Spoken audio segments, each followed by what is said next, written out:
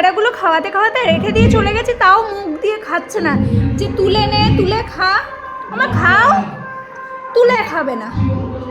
কি অবস্থা, তুলে খাবে না, অবস্থা দেখো, দেখো অবস্থা।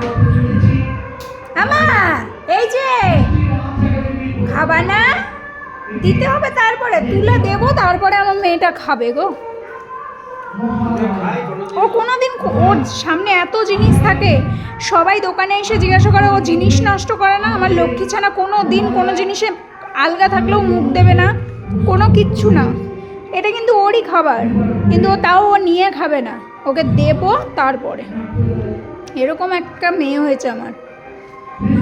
সবাই দেখে তো দোকানে চুপটি করে বসে থাকে, তাই সবাই ভাবে যে অন্য বাড়ির কিছু বাচ্চা হয় না যে জিনিস নষ্ট করে রাগ থেকে, ওর রাগ হলেও আমাকে কামড়াবে, মারবে, কিন্তু বা চুপটি করে বসে থাকবে, কিন্তু কোনো দিন কোনো দোকানের জিনিস তো নষ্ট করবেই না, কারণ ও খুব ভালো করে জানে দোকানটা ওর, ও কিন্তু খুব ভালো বোঝে এই জিনিসগুলো।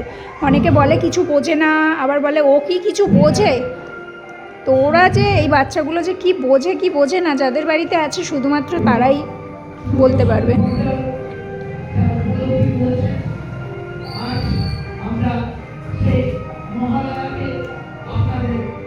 দেখুন এই ঘরটা রয়েছে, হ্যাঁ, খাবেই না ও।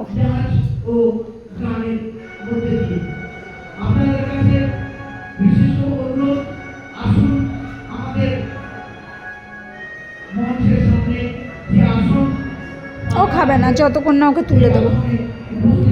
এরকম লক্ষ্মী ছানা আমার।